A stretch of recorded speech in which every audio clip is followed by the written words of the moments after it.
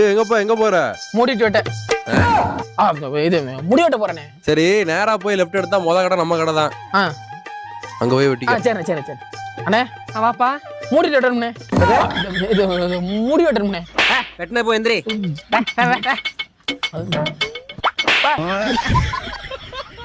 எப்படி மூடிட்டு வெட்டணும்?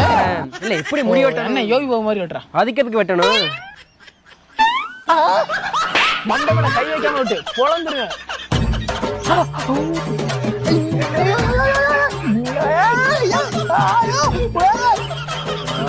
வேலையே வேணாடா. எங்கப்பா போற? உன் வேலையும் நீயும் உன் வேலையே வேணாம் போயோ. டேய், இப்ப தெரியுதாடா இந்த வேலையோட கஷ்டம் என்னன்னு.